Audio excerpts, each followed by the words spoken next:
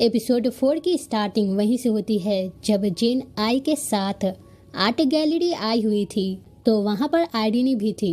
जेन और आई art gallery आएगी आइरिनी को पता नहीं था क्योंकि आज वो डे ऑफ ली थी, जिस चक्कर में जेन और आई दोनों आइरिनी को देख लेती है। अब आइरिनी वहां से भागने लगती है तो जेन उसे रोकती है। जेन उसका हाथ को पकड़ती है तो बिल्कुल आई की तरह फील होता है, फेस भी एक जैसा था। जेन आई पुकारती है तो आइरिनी हैंड छोड़ने को कहती है तो जेन को छोड़ना पड़ता है। फिर पूछती है तुम कौन हो, तो आइरिनी कहती है ये सवाल मुझे करना चाहिए, तुम मेरा हाथ को क्यों पकड़ी। तो ये सुनने के बाद जेन पहले तो माफ़ी मांगती है, फिर कहती है तुम बिल्कुल मेरी फ्रेंड की तरह हो, लाइक ए ट्विन जैसी। तो इस बात पर आइरिनी कहती है मेरा कोई ट्विन नहीं है तो अब मैं जा सकती हूँ।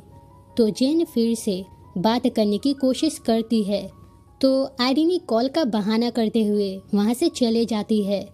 अब जेन कंफ्यूज थी। आइरिनी जिसका नाम जेन को पता नहीं है उसके बारे में ही जेन सोचने लगती है। बोलने चलने का तरीका इंसानों की तरह था, उसका हैंड सॉफ्ट था लाइक आई जैसा। कई बातें जेन सोचने लगती है। तभी आई उसके पास आती है जिसे जेन घूरने लगती है। तो आई को कुछ अजीब लगता है तो वह पीछे जाकर खड़ा हो जाती है क्योंकि उसे लगता है कि शायद अपना जगह से हिल गए, इसी वजह से जेन घूर रही। तो यही सोचते हुए आई अपनी जगह पर जाकर खड़ा होती है, जिसे देखकर जेन उसके पास आती है। आई पूछती है वो लड़की कौन थी, तो जेन कहती है पता नहीं, मैं खुद कंफ्यूज हूँ, तुम दोनों बिल्कुल एक जैसी लग रही, यही बात कुछ समझ में नहीं आ रहा। तो ये सुनने के बाद आई पूछती है तुम किसको सबसे ज़्यादा पसंद करती हो, वो मेरी तरह है तो बताओ कौन पसंद है।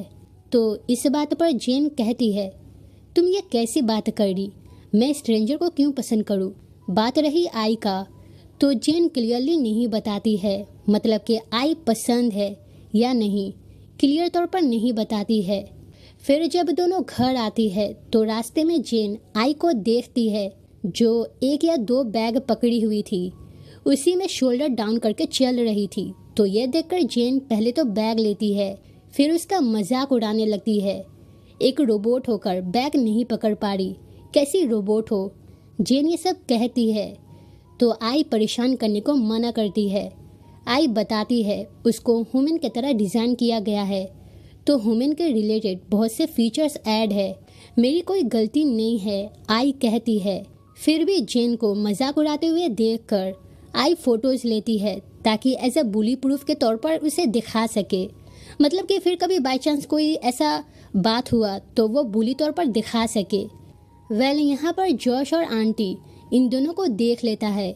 आंटी मार्केट जा रही थी बट इन दोनों को देखकर यहीं पर रुकने को कहती है। फिर जेन से कुछ बातें होता है। बातों बातों में जॉश एक लेडी के बारे में बताता है जो अपने आप को जेन की माँ कह रही थी, आज सुबह ही ड्रॉप किया है। इस बारे में सुनने के बाद जेन जल्दी से घर आती है जहाँ पर उसकी माँ वेट कर रही थी। अब यहाँ पर जेन की माँ जब आई को देखती है तो जेन रूममेट कहते हुए आई को रूम में जाने को कहती है, जिसके जाने के बाद जेन की माँ जेन से पूछती है जेन क्या तुम्हें कुछ कहना है। जेन ना समझने का प्रिटेंड करने लगती है ना, तो जेन की माँ कहती है तुम कब तक छुपाओगी, जॉब छोड़ दी, क्या तुम्हें बताना नहीं है। मैं कई बार तुमसे पूछी सब खैरियत तो ठीक है, सब ठीक है ना, बट हर बार तुम मुझसे झूठ बोली।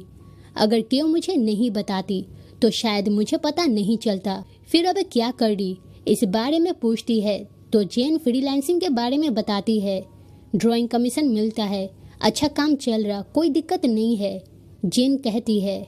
जिसकी बातें सुनने के बाद जेन की माँ और अपसेट हो जाती है।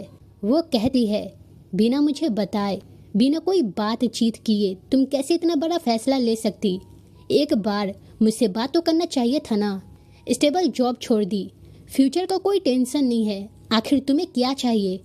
जेन अभी भी कुछ नहीं बताती है तो जेन की माँ कहती है तुम्हें नहीं बताना तो ठीक है, तुम्हारा पास अच्छा क्वालिफिकेशन है, कोई दिक्कत नहीं होगी, तो जल्दी से जॉब फाइंड करो। तुम मेरी बेटी हो तो प्लीज़ सेंस में आ जाओ। ये सब कहते हुए जेन की माँ वहाँ से चले जाती है। वहीं जेन शर्मिंदा थी, वो भी खुद पर, क्योंकि वो आज भी अपने माँ से कुछ नहीं कह पाई। वो आई को देखती है जो दोनों की बातें सुन रही थी। आई जब बात करने की कोशिश करती है तो जेन कहने लगती है, मैं आज भी कुछ नहीं कह पाई, मुझसे कुछ नहीं होगा। ये सब कहते हुए जेन रूम में आती है। इस वक्त जेन कई बातें सोच रही थी, कैसे क्या होगा, क्या करना चाहिए। फादर के जाने के बाद, मीन से गुजर जाने के बाद माँ दोनों सिस्टर का ख्याल रखी। अच्छा बुरा हर वो दिन फेस कर चुकी है, तो अब क्या करना चाहिए, यही सोचते हुए जेन माँ की बात मानने का फैसला करती है। पहले तो वो ड्राइंग के रिलेटेड हर वो थिंग को हटाती है जिससे उसे प्यार था। आई का स्केच भी बॉक्स में रखती है, फिर घर के बाहर रख देती है। फिर जेन के जाने के बाद हम आई को देखते हैं जो उस बॉक्स के पास आती है। वहीं दूसरी तरफ आइरिनी को दिखाया जाता है जो जल्दी से लैब आती है। फिर आज आई से आर्ट गैलरी में मिली थी, उस मेमोरी को डिलीट कर देती है ताकि कोई प्रॉब्लम ना हो। नेक्स्ट डे जेन प्लॉय से बात करती है। माँ को पता चल गया जॉब करने को कही है तो वही करने वाली जेन बताती है, जिसकी बातें आई चुपके से सुन रही थी। आई कुछ करने का सोचती है। पहले तो वो जेन के माँ के पास आती है जो मार्केट जा रही थी। आई हेलो करती है। फिर मैं जेन की तरफ से बात करने के लिए आई हूँ, आई बताती है। तो जेन की माँ बिना बात किए मार्केट चले जाती है, क्योंकि वो जेन से बात करना चाहती थी, ना ही कोई फ्रेंड से। फिर जब मार्केट से वापस आती है तो वो आई को देखती है जो उसका वेट कर रही थी। गर्मी बहुत है, पता नहीं किस टाइम से खड़ा है। ये देखकर जेन की माँ आई को अंदर लेती है, फिर पीने के लिए पानी देती है। जेन की माँ धूप में खड़ा होने को मना करती है, विथआउट अम्ब्रेला तो बिल्कुल भी नहीं। तो इस बात पर आई कहती है, जेन की माँ कोई बात नहीं, 38 डिग्री टेम्परेचर से मुझे कुछ नहीं होगा, तो आप फिक्रमंद रहे। अब जब से यहाँ पर आई मिली है तब से जेन की माँ कहकर पुकारी। तो जेन की माँ आई को जस्ट माँ या आंट कहने को कहती है, तो आई माँ कहकर पुकारती है। आई कहती है जेन बिल्कुल आपकी तरह है। तो ये सुनने के बाद जेन की माँ कहती है, वो मेरी तरह कैसे हो सकती, मेरा आदत उसके तरह नहीं है जो हर बात को छुपा कर रखे। वो बिल्कुल अपने फादर के ऊपर गई है, बहुत खड़ूस है। तो आई कहती है, नहीं ऐसा नहीं है, वो काइंड है, बस आपको दिखाई नहीं दे रहा। डिटेल में समझाने लगती है। तो जेन की माँ आई को वियर्ड कहती है। फिर जेन कैसी है, जेन की माँ पूछती है। तो आई बताती है जेन अपना हर एक थिंग को बॉक्स में रखकर फेंक चुकी है।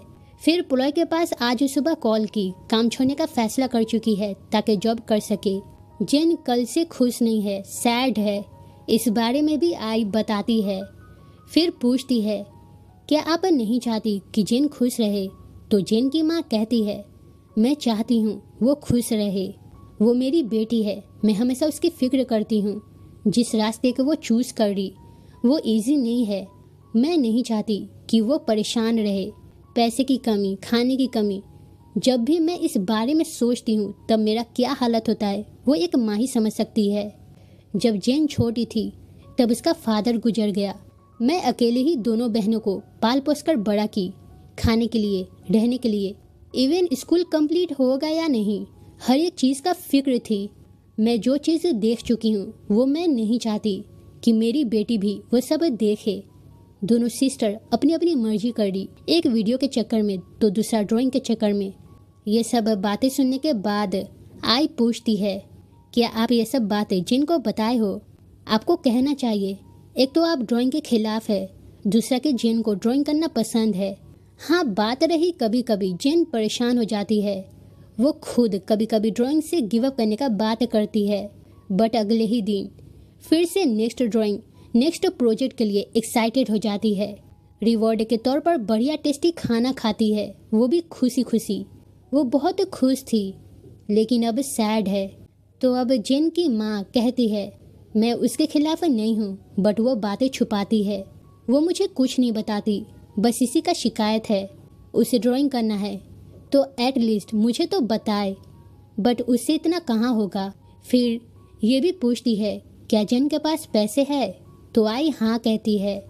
कभी कभी इलेक्ट्रिसिटी बिल ज़्यादा आ जाता है तो जेन हाइपर हो जाती है, बट उसके बावजूद भी पूरा दिन एसी ऑन रखती है।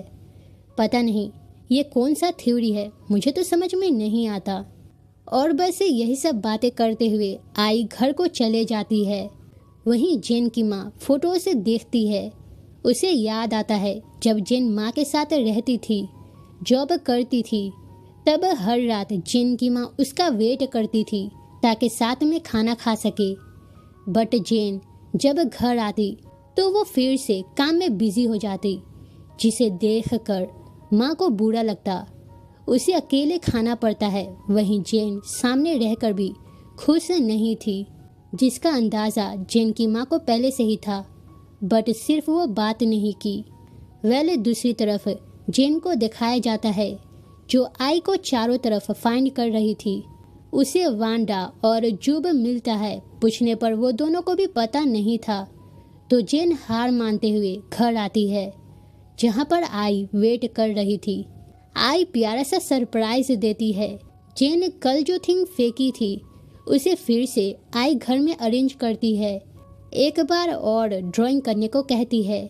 आई कहती है मुझे ह्यूमन इमोशन समझ में तो नहीं आता है, बट जब भी तुम्हारी पेंटिंग को देखती हूँ तो मुझे तुम्हारी खुशी नज़र आती है। तुम्हें हमेशा ड्राइंग करना चाहिए, मैं तुम्हें हमेशा खुश देखना चाहती हूँ। आई अपना फोटोज भी दिखाती है, जिसे देखकर जेन पूछती है क्या मुझे अलार्म मिल गया, तो आई कहती है क्या कोई तुम्हारा हाथ बांध कर है, जिसकी बातें सुनने के बाद जेन हक करती है। इस वक्त आई को नोटिस करे तो आई आंखें बंद करके थी।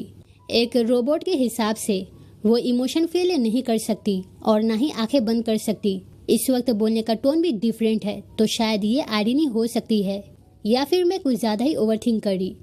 जो भी हो हमें बाद में पता चलेगी। इस वक्त मोमेंट था, तो जेन मिस ना करते हुए किस करती है।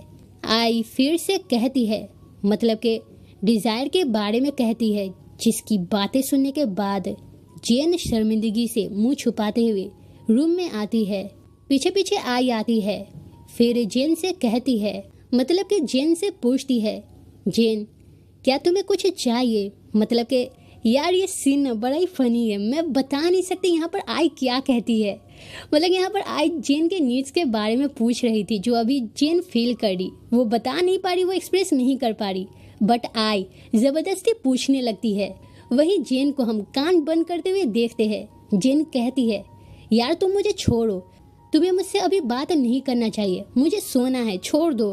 बट आई का सवाल खत्म नहीं हो रहा था, वो ज़बरदस्ती पूछने लगती है। वो कहती है, मैं 21,000 क्लिप देख चुकी हूँ, मैं तैयार हूँ। मतलब कि वही उस तरह का वीडियोस देख चुकी है जिसके लिए वो अभी तैयार है, जिससे कि जेन स्टेप लेने का फैसला करती है। एक रोबोट और इंसान के बीच में ये सब होते हुए हम देखते हैं, जो कि काफ़ी वियर्ड था। इसके बाद आई पूछती है, क्या तुम अब बेटर फील कर रही। जेन को समझ में नहीं आता है, तो आई कहती है, मैं माँ के बारे में बात कर रही थी। आई माँ को लेकर बात कर रही थी, वहीं जेन कुछ और सोच रही थी। जेन का रिएक्शन देखकर आई को समझ में आ जाता है, तो वो रोमांटिकली बात करने की कोशिश करती है, बट जेन स्टॉप होने को कहती है। फिर आज कहाँ थी, जेन पूछती है। तो मैं तुम्हारी माँ से बात करने के लिए घर गई थी, आई बताती है। वो जेन को बात करने को कहती है। जेन की माँ फिक्र कर रही, वहीं जेन हर दिन पैसा सेव करती है ताकि माँ के पास भेज सके।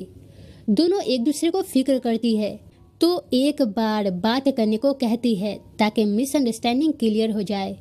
ये सब बातें सुनने के बाद जेन पूछती है, तुम ये सब क्यों कर रही। तो आई कहती है, मैं अपनी माँ से मिलना चाहती हूँ, मैं भी मिलकर बहुत से बातें करना चाहती हूँ। माँ वाली बातें सुनने के बाद जेन पूछती है, क्या तुम्हारा भी माँ है।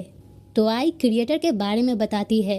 क्रिएटर आइडिनी है, आई को इस बारे में पता नहीं है, बट कोई ना कोई क्रिएटर है, ये बात उसे पता थी।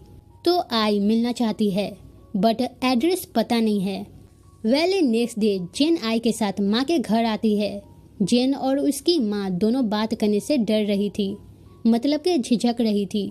तो आई बात करने को कहती है। आई को देखकर ये दोनों आई के बारे में बातें करने लगती है। तो आई कहती है, आप दोनों मेरे बारे में बातें करना बंद कर दे, जो बात है वो करिए, नहीं तो मैं खुद कह सकती हूँ। जेन का वर्ड आई बोलने लगती है ना, तो जेन आई को स्टॉप करती है। फिर जेन कुछ बोले उससे पहले ही जेन की माँ अपने बिहेवियर के लिए माफ़ी मांगती है। फिर कहती है, मेरी बेटी मुझे कुछ नहीं बताती, इससे शर्म वाली बात क्या हो सकती। तुम अपनी माँ पर भरोसा नहीं करती हो। सिर्फ जॉब तो छोड़ी थी, कोई मरा तो नहीं था, तो मुझे क्यों नहीं बताई।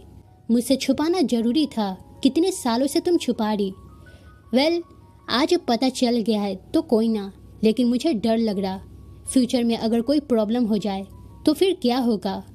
तो ये सुनने के बाद जेन कहती है, मैं बताना चाहती थी बट डर रही थी। तो इस बात पर जेन की माँ कहती है, तुम कुछ भी करो कोई फ़र्क नहीं पड़ता, मैं हमेशा तुम पर प्राउड फील करूँगी। यही सब बातें करते हुए दोनों गले लगती है। गीला शिकवा भुलाते हुए दोनों एक दूसरे को माफ़ करती है। साथ ही में आई भी गले लगती है। फिर नेक्स्ट सीन में तीनों साथ में डिनर करती है। हमें पता चलता है जेन 3 साल पहले ही जॉब छोड़ चुकी है और आज जाकर उसकी माँ को पता चल रहा। आई नहीं होती तो कभी दोनों बातें नहीं करती, सब क्रेडिट आई को दिया जाता है। फिर तीनों कुछ फोटोज लेती है और बस यहीं से सीन आइरिनी पर शिफ्ट होता है। आइरिनी की बात करे तो आइरिनी अपना रिंग निकालती है, फिर उस रिंग के जरिए आई को कंट्रोल करती है। फिर आर्ट गैलरी वाला फोटो जितना भी था, मतलब कि जिसमें वो शो कर रही थी, वो सब फोटोज डिलीट कर देती है। फिर जेन के पास बैठती है, तभी जेन आई को साथ में सोने को कहती है। वहीं आइरिनी जेन को देखकर काफ़ी खुश हो रही थी। फिर नेक्स्ट डे का सीन दिखाया जाता है। जेन ड्राइंग कर रही थी, वहीं आई फोटोज लेती है। तभी कोई बेल रिंग करता है। खोलकर देखने पर प्लॉय और उसका भाई था, जो आई को देखकर काफ़ी शॉक्ड हो जाता है। वो दोनों पूछता है, तुम्हारा ड्राइंग इंसान में कैसे टर्न हो गया। वहीं दूसरी तरफ लैब में कुछ प्रॉब्लम आ गई, मतलब कि आई 2 दिन का मेमोरी डेटा इन सब के पास नहीं भेजी। आई 2 दिन का डेटा ट्रांसमिशन नहीं की, पूरा तरह से सिग्नल शट डाउन था। आई खुद कैसे कंट्रोल कर सकती है, फुकाओ को समझ में नहीं आता है। तो आइरिनी समझाती है, लाइक A3 A2 अपने हिसाब से फैसला लेने लगी है, किस डेटा को ट्रांसफ़र करना है किसको नहीं, वो खुद चूज करने लगी है, मतलब कि इंसानों की तरह फैसला लेने लगी। तो अब फुकाओ A3 A2 को वापस लाने का फैसला करता है ताकि इन्वेस्टर के पास भेज सके। अब ये बात सुनने के बाद आइरिनी कुछ और टाइम मांगती है। अभी न्यू बिहेवियर मिला है, बट बाद में कैसा वर्क करती है, इंसानों की तरह फील कर सकती है या नहीं, ये जानना बाकी है। तो इस बात पर फुकाओ कहता है, इन्वेस्टर को इमोशन नहीं चाहिए, उसे वो चीज़ चाहिए जिसे वो कंट्रोल कर सके। तो अब लाना होगा, जिसकी बातें सुनने के बाद आइरिनी सोचने लगती है। वहीं दूसरी तरफ जेन प्लॉय को सब बताती है, कैसे आई मिली पूरा डिटेल में समझाती है। वहीं प्लॉय आई को घूर रही थी, उसे ये फेस जाना पहचाना लगता है और बस यहीं पर एपिसोड खत्म होता है। तो ये रहा 4 एपिसोड, जो कि काफ़ी इंटरेस्टिंग था। आगे का नेक्स्ट एपिसोड भी बहुत ही इंटरेस्टिंग है, तो जल्दी से लाइक और कमेंट करके ज़रूर बताना कि आपको कैसी लगी, और चैनल पर नए हो तो सब्सक्राइब जरूर कर दे। तब तक लिए थैंक यू फॉर वॉचिंग।